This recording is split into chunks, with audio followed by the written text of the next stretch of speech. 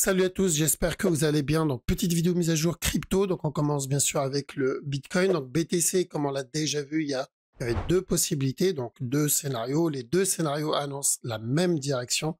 Donc, toujours de l'achat. Donc, le premier scénario, c'était un running flat. Et dans ce cas-là, on n'allait pas trop attendre avant de toucher notre objectif. Donc, le A, le B, le C. Et dans ce cas-là, il vient péter le top directement. Il n'est pas censé traîner. Et l'autre scénario, c'était, pour ça j'avais mis le petit carré ici, donc je vous ai dit de faire attention, on cherchait de l'achat, mais on fait attention dans cette zone, parce que si c'est pas un running flat, on aura un retournement dans cette zone, d'accord? On aura une réaction dans cette zone, donc pour un C, et ensuite, pourquoi pas commencer à chercher de l'achat pour un plus gros regular flat, d'accord? Très simple. Si je fais partie de ceux qui veulent cumuler, leur objectif c'est le long terme, bon, on s'en fout, running ou régular. L'objectif, c'est juste garder en tête que si c'est un running, je tente donc j'achète et je cumule tant que je suis au-dessus de ce bas. D'accord. Et si je le vois redonner un plus bas, je vais en profiter pour racheter, pour cumuler. Et j'utiliserai cette zone, la zone que j'ai vue, pour prendre une décision. Si j'ai racheté plus bas, est-ce que je sors ici? Est-ce que je mets mon break-even? J'ai pas envie de sortir, je vais juste mettre mon break-even au cas où il revient tester le bas. Et si j'ai envie de racheter, je rachète, d'accord? Donc ça aide pour la prise de décision. Maintenant, si on trade, c'est différent. D'accord? Si on veut trade, par exemple, le buy, il va falloir attendre des setups. Si on veut trade le sell, il va falloir attendre des setups en interne et manager en interne. D'accord? Donc, quoi qu'il arrive, la direction qu'on est en train d'obtenir ici, vu le retournement, maintenant elle est un peu plus claire. On est probablement en train de faire la structure corrective 4 heures. D'accord? Donc ce qui est une bonne chose pour ceux qui veulent cumuler du BTC. Donc c'est toujours haussier tant qu'on reste dans ce range, on l'a déjà vu. Tant qu'on reste dans ce range, c'est toujours haussier, il n'y a pas de changement. Donc si je vois le BTC revenir tester ce bas, je vais en profiter pour cumuler. Par contre, attention, le mouvement qu'on a obtenu ici, il est très agressif. Donc, j'espère vraiment qu'on va obtenir quelque chose de plus correctif, c'est-à-dire un push, un drop, encore un push, encore un drop. D'accord? Donc, ça change pas la direction du move. Car si je mets le move dans sa globalité sans l'interne, bah, ça revient au même. D'accord? Donc, un push, un drop. Mais pour ceux qui veulent trade le move, c'est beaucoup plus propre d'obtenir quelque chose de complet. D'accord? Parce que le truc, c'est que s'il vient péter le bas tout de suite, on va devoir attendre un running. Donc, je vais chercher de l'achat, mais pas spécialement revenir péter le top. Chercher de l'achat pour un C d'un running et encore un autre plus bas. Donc, on attendra encore de la baisse. Ok, donc si vous suivez normalement mes vidéos depuis suffisamment longtemps, logiquement, ça devrait être maintenant très clair. D'accord? Si on obtient un mouvement aussi agressif qui vient péter le bas, on sera obligé d'aller chercher un up et encore un autre drop. Alors que si on vient terminer une correction avant de casser le bas et ensuite on vient le péter, ça c'est parfait. Ça c'est nickel. Ça c'est ce qu'on recherche si on veut le gros up. Okay? Donc, ceux qui sont perdus et qui se disent « Ouais, mais là, je comprends pas, il annonce de l'achat et de la vente. » Très simple. À la cassure de ce bas, on cherche encore de l'achat. Donc, on profite de cette zone pour cumuler du Bitcoin. Car tant qu'on reste dans cette zone, on privilégie de l'achat. Maintenant, pour ceux qui cherchent à savoir ce que je fais en interne et ce que j'attends en interne, attendez une correction dans cette zone. D'accord? Donc, s'il vient corriger, s'il me donne un B, je peux partir pour le drop et chercher le C derrière. Alors, donc rentrer maintenant à la vente, c'est plus une très bonne idée. Je sais qu'il y en a dans le groupe qui ont pris le sell plus haut. Ici, il y a eu un petit sell setup là-dedans. Donc ça, c'est très bien. Mais maintenant, dans cette zone, il va falloir attendre un autre setup un peu plus grand. Et donc on suit l'analyse standard. Donc on attend juste la fin de cette structure corrective et ensuite on continue le buy. Donc long terme, le Bitcoin c'est de l'achat. Par contre en interne, attention, on est en train de corriger, donc il peut continuer à push. Pareil pour ETH, ETH il fait ce qu'on avait déjà vu, donc je vous ai dit, fais attention à A, à un B, et dans cette zone, on fait gaffe à un autre plus bas, d'accord, pour venir donner le C. Une fois cette structure validée, là, dans la zone donc, du précédent plus bas, on peut continuer à chercher de l'achat pour aller prendre donc un regular flat.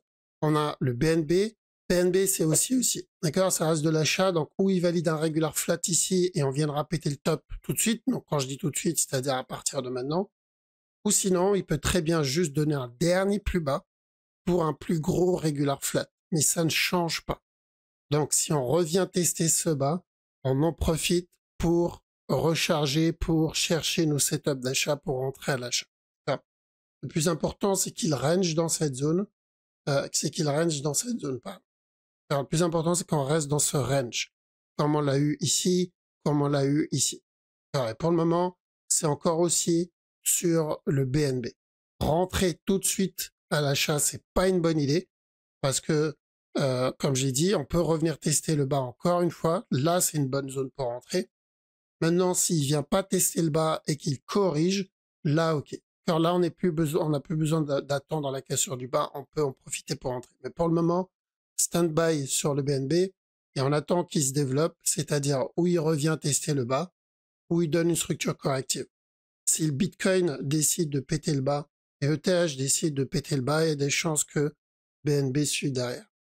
On a le DOT. Alors pour le DOT, c'est pareil, d'accord, on l'avait déjà vu. Donc de la vente pour casser le bas encore une fois. Donc on cherche un simple regular flat. On l'a dit, tant qu'on est dans cette zone, fais attention au retournement. Et pour le moment, il est parti pour, d'accord. Donc à part s'il corrige, là on changera de scénario. Mais pour le moment, je vois pas autre chose qu'un regular. On a le Litecoin. Litecoin sur la grosse time frame, c'est comme le BNB. Donc un regular flat tout de suite et on pètera le top. Ou sinon, il va préparer une structure corrective un peu plus grande. On reviendra péter le bas encore une fois. D'accord? Et ensuite, pourquoi pas chercher un plus gros regular.